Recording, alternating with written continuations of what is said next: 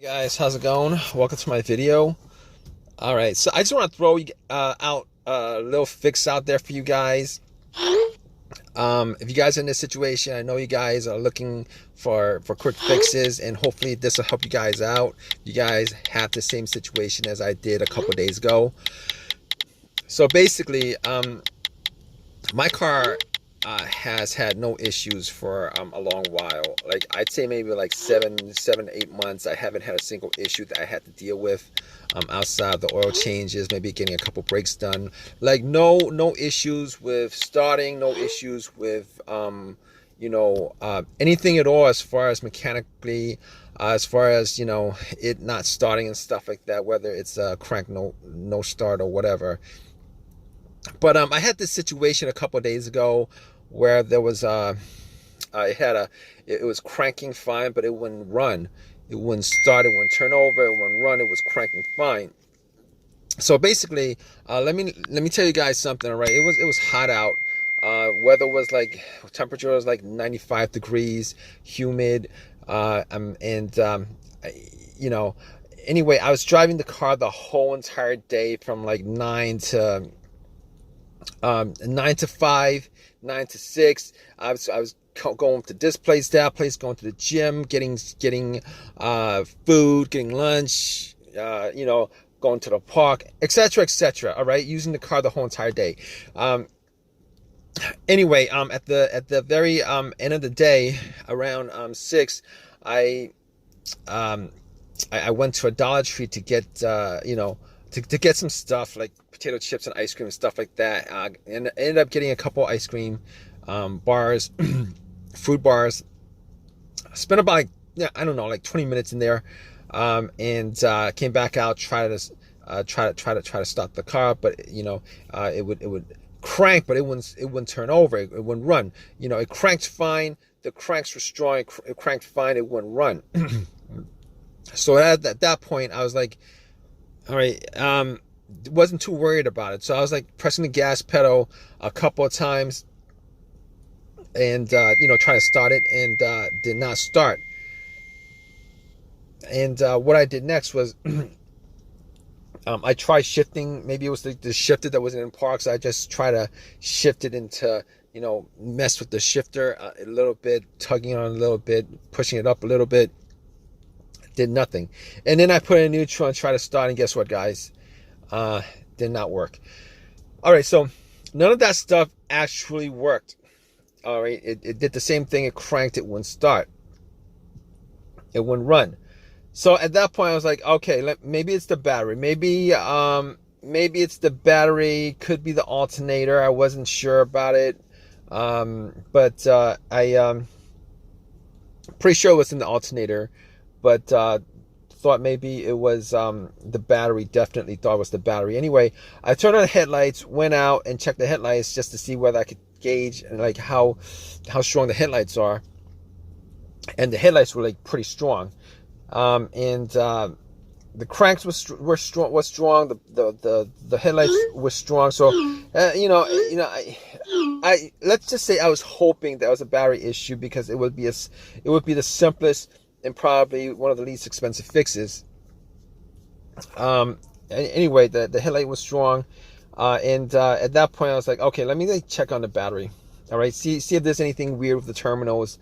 Haven't looked at the battery in a long while. Haven't looked under the hood. Haven't looked at the battery for a long while. So anyway, looked at the battery and looked at the battery and checked out the terminals, made sure they were tight, and clean. Now the terminals looked like there was some whitish, bluish stuff on there. Definitely looked like it needs some cleaning, so I pretty much wiggled it off. They were tight on there, but they weren't super tight. I was able to wiggle it off, wiggle the terminals off, and since I was at Dollar Tree, went to Dollar Tree, looked around for some metal brushes, got a couple of metal brushes, and a Coke. So what I did was I brushed off all the corrosion on there. Had some paper towels on me, and pretty much threw some Coke on there, let it oxidize, and pretty much wiped it off. It was pretty clean once I got done with it, and popped it back on. And I was hoping that that was probably, I was hoping that that was the reason for the crank no start. Anyway, I got back into my car and then tried to start it, and it did the same thing. At that point, I got a little bit more worried about the situation, because that should have, if it was the battery that was the problem, that probably should have just got it to start up. Anyway, so at that point I was thinking to myself, okay, I'm in a situation right now. Let me see what I could actually. I'm gonna get like a jumper, a power pack that I have bought from Walmart maybe a couple months ago, just in case of situations like this, where if my battery had issues or it died, I would be able to jump start it. The power pack was at 75%. I popped it on, tried to start it, and it would not run at all. So at that point, I could 100% rule out the battery, because that would have at least, started.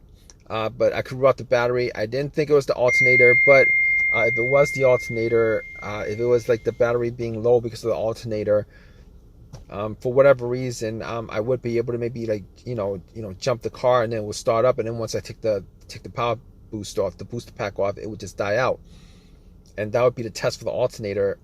But I never thought it was the alternator to begin with. But I ruled that out, well before any of this stuff, because the alternator, normally when the alternator dies, it dies while the engine is running. Anyway. So basically, I was like, okay, I could rule those two things out 100%.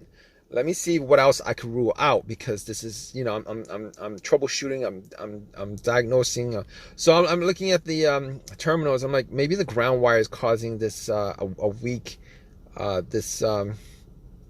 maybe the ground wire is causing like a weak connection. Maybe the ground wire is the weakest link. So I was looking at the negative cable, which is the main ground wire to the car. To any car, actually. So I was looking at and it's always connected to the frame of the car in one way or another. And I was looking at it, and just to make sure that it wasn't disconnected in any way, make sure that it wasn't loose, make sure that it was clean of debris. There was a little bit of rust on it where the connection was the bolt connected to the frame was, but nothing serious. And I didn't think that would have been the cause of it.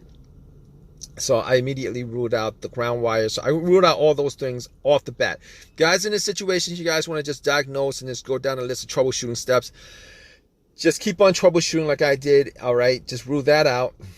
I mean, that's all cleared. Rule that out. So basically, at that point, I was like, okay, all right. So there's a bunch of other things that could cause this situation. There could be like the mass airflow sensor, the throttle position sensor, the camshaft position sensor, the crankshaft position sensor, and a whole host of other stuff that you would need to troubleshoot in this case. But then I was thinking to myself, okay, I know for a fact that I did not have a check engine light. There was no check engine light on the dash at all. Did not see a check engine light the whole entire day. Haven't seen a check engine light on this car for a long while, maybe like a year. So I was thinking to myself, every single one of those components actually have a sensor on them. If there was an issue with any one of those components, it would get triggered, and what would happen is, you would get a check engine light and a code for it. Now, because I did not get a check engine light, I could essentially rule out every single one of those things. Now, what I should have done at the beginning before taking the cables off the battery was I should have put my OBD2 scanner in, and the scanner was like, one of these $19-20 OBD2 scanners I got from Walmart when I got the booster pack. But regardless, I know like 99% of the time when any of those components go out with a sensor, if any of those components go out, you can be sure that the check engine light would be on well before it just fails immediately. So I was thinking to myself, there was no check engine light. and I'm pretty sure it wasn't any of those components that were causing it, and I could rule all those things out. So I pretty much just eliminated a whole host of stuff. You guys in this situation, you guys don't have a check engine light, you guys could remove, eliminate all those things that be causing it. If you guys have a check engine light or had it before that happened, then you guys need to troubleshoot it some more. But in my situation, there wasn't a check engine light, but there's a chance that it could also be the car's computer, the PCM, the car's computer, ECU, PCM, or a car's computer that could, if it's disconnected from the car for some reason, there would be a chance that, it could cause this crank no start or no start situation. But anyway, I had an OBD2, a $19.99 or $20 OBD2 that I got from Walmart. One of these cheap ones that actually does the job pretty good as far as giving you a diagnosis of what the issue is.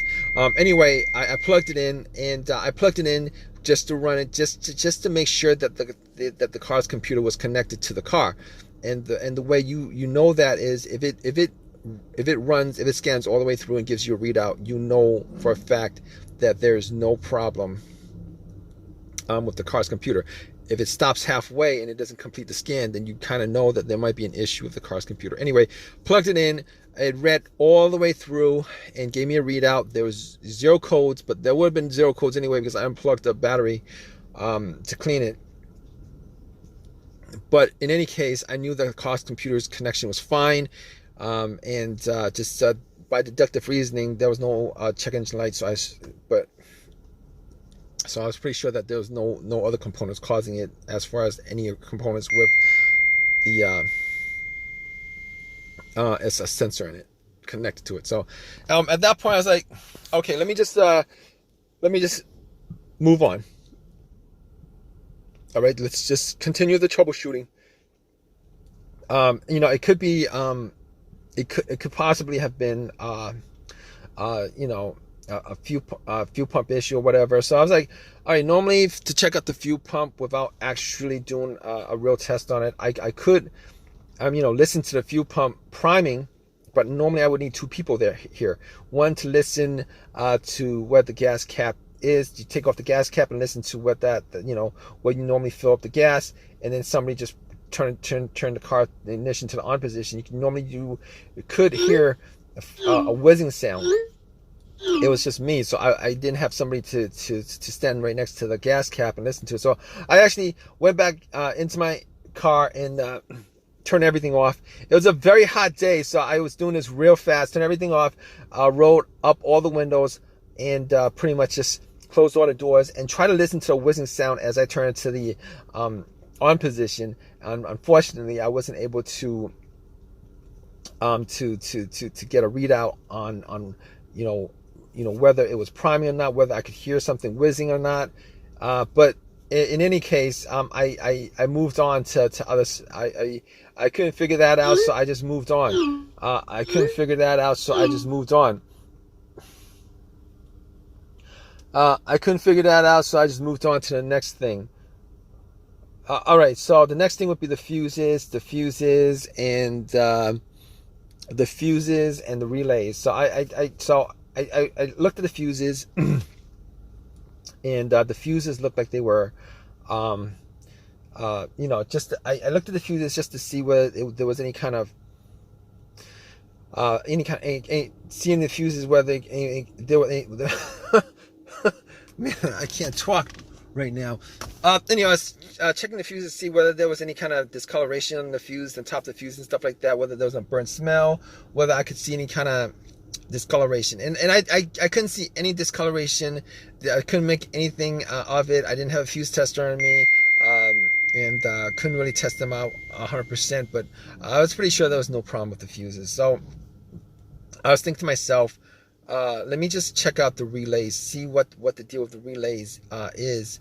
And it could be a fuel pump relay. I looked for the fuel pump relay, and what I did was I took it out, cleaned it, popped it back in, tried to start it. It didn't do anything. It did the same thing. It would crank and nothing after that.